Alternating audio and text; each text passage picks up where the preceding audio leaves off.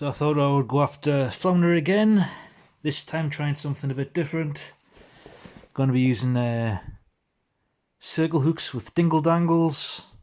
I've been using circle hooks for ages now for Flounder, but I've never used a dingle dangle. The problem with the circle hooks that I've been using at the minute, obviously you can't clip them down, and I've been using 2-hook flapper rigs, but I want to be able to punch out and get more distance and try to get some bigger flounders or turbots. And like I say, obviously you can't clip down circle hooks, so dingle dangle is the best way of doing that. If you don't know what it is, it's an Australian thing. You just get some braid and you tie a loop on the bottom, and then that goes on the bait clip, and you lash your bait to the braid. So that's basically what the dingle dangle is. So I'm not going to be going for any distance today because I know there's a lot of fish in the estuary, so I'm going to be doing the estuary where I know there's fish, because I want to see if the dingle dangle is going to affect the way the circle hook rotates in the fish's mouth. Make sure it doesn't gut hook or anything. So I'm going to catch 2 fish with the J hook and 2 fish with the circle hook, and we'll see what happens. See if we get any gut hooking with it, because I'm not sure how it'll work with the big bit of bait hanging off the bottom with actually being lashed.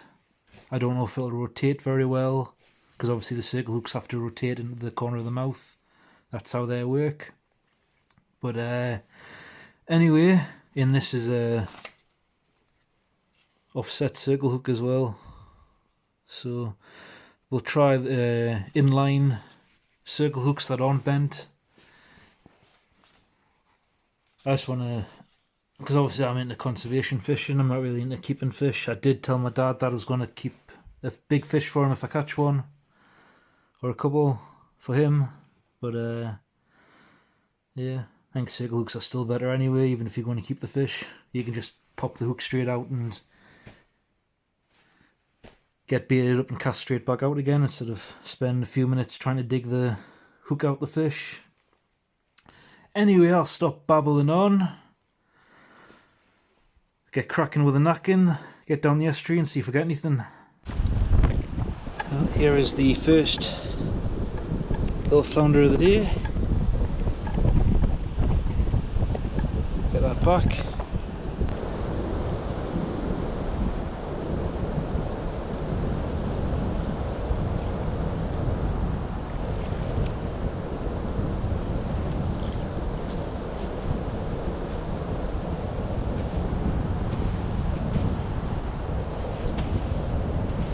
Here's the second one. This one's keeper size, but it's got something wrong with it. It's got like weird white patches. It's got a hole there in its face, and it's got a hole there in its stomach, and a few smaller holes. So I did tell my dad that I was going to catch some flounder for him, so hopefully this isn't the only keeper size, because I'm going to put this back. Might have something wrong with it.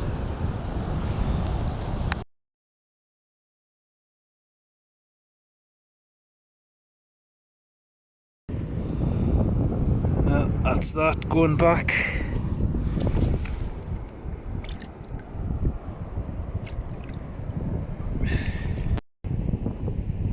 So that's it, ready to go out. Got a 2-ounce plain lead, clips down into there. Hook length comes up, wraps around if it wants to focus, and then clips into there. So that's how that works.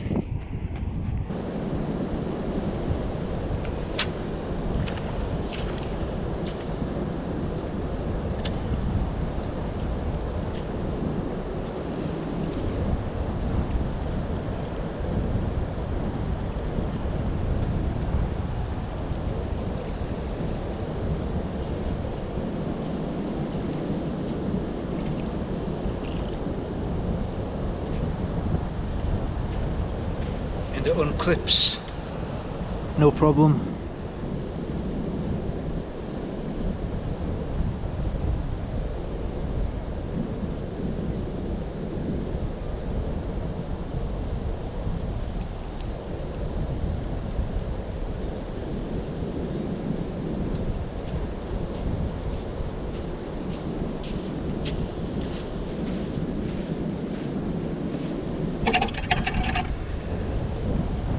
Here is number 3, if I can get him to stay still. Healthy flounder, no issues. Swallowed the circle hook though.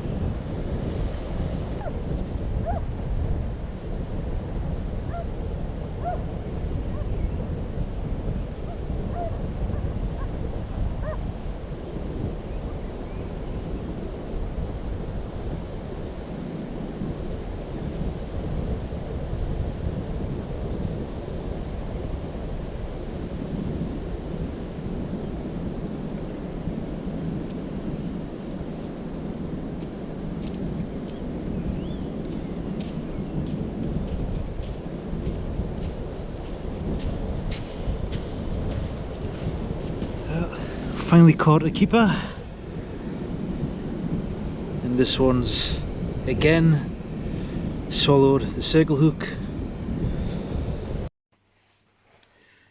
So I got 2 on the J hooks and 2 on the circles, all 4 good hooked, though I could see the circle hooks, they were stuck not all the way in, but they were right at the back of the throat before it enters the stomach, and both of them were absolute bastards to get out. Since I was keeping the last fish anyway, I just cut it, so get that out when I get around to cutting it.